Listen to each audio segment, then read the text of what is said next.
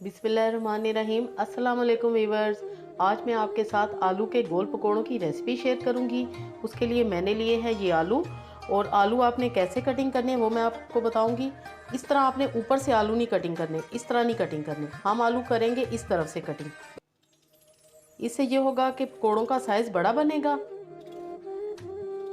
Viewers, बहुत ज़्यादा बारीक आपने आलू नहीं काटने, और किसी कटर की मदद से नहीं आपने काटने ये वाले पकौड़े। इन पकौड़ों के लिए आलू आपने नाइफ़ की मदद से काटने हैं, और इस तरह आपने स्लाइसिस काटने हैं। इतनी उनकी मोटाई होनी चाहिए, ये आप देख सकते हैं। इससे बहुत मज़े के पकौड़े बनते हैं।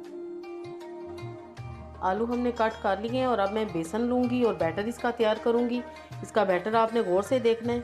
मैं तकरीबन लूँगी 1 कप के जितना बेसन। साथ ही मैं इसमें शामिल करूँगी 2 चम्मच मैदा। मैदा आपने ज़रूर डालना है, इससे पकौड़े बहुत ही क्रिस्पी बनते हैं। लेवल आपने यही रखना है, 1 कप बेसन और 2 चम्मच मैदा। 1 टीस्पून साबुत धनिया, 1 टीस्पून सफ़ेद ज़ीरा, 1/4 टीस्पून जाएगी अजवाइन। ये सारे मसाले बहुत ही मज़े के लगते हैं आलू के पकौड़ों में। मैं वीवर्स इसमें डालूंगी कुटी लाल मिर्च 1 चम्मच भर के। आप चाहें तो पीसी हुई डाल सकते हैं, लेकिन कुटी लाल मिर्च इसमें बहुत मज़े की लगती है, और वो नज़र आती है जब तो मज़ा आ जाता है। थोड़ा सा हल्दी पाउडर डालेंगे।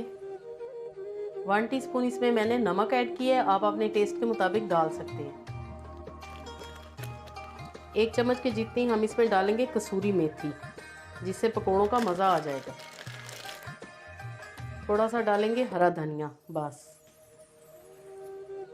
सारे मसाले पहले हम मिक्स कर लेंगे, फिर थोड़ा थोड़ा पानी डाल के हम इसका एक अच्छा सा बैटर बनाएंगे। ना ही ज़्यादा आपने पतला बनाना है और ना ही बहुत थिक।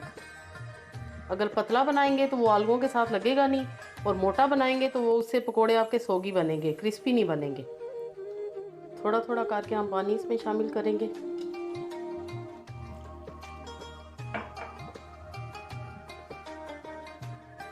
अभी ये बहुत थिक बैटर है, मैं इसमें और पानी शामिल करूँगी।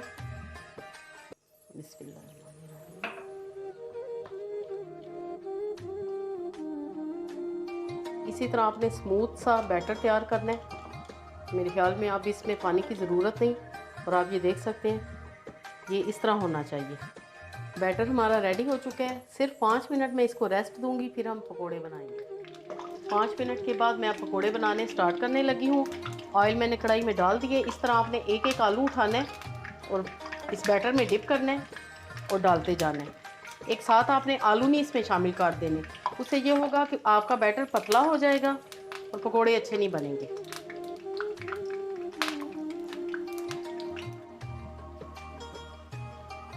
सारी टिप्स को आप फॉलो करेंगे तो इंशाल्लाह बेहतरीन आलू के गोल पकोड़े रेडी होंगे।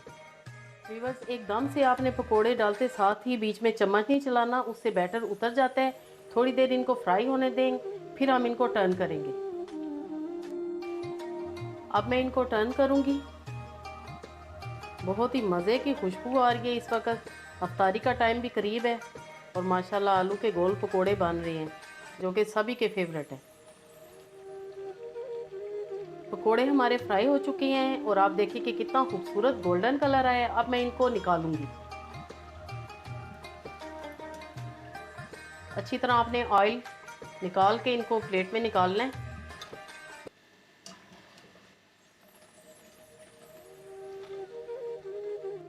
आप इनकी लुक देखें, देखें ज़रा, ये देखें। ये सारे जो हमने स्पाइसेस डाले हैं वो नज़र आ रहे हैं, और बहुत गर्म है, मेरे हाथ भी जल रहे हैं। मैं इसी तरह बाकी के सारे पकोड़े बनाती हूँ, और फिर फाइनल लुक आपके साथ मैं शेयर करती हूँ।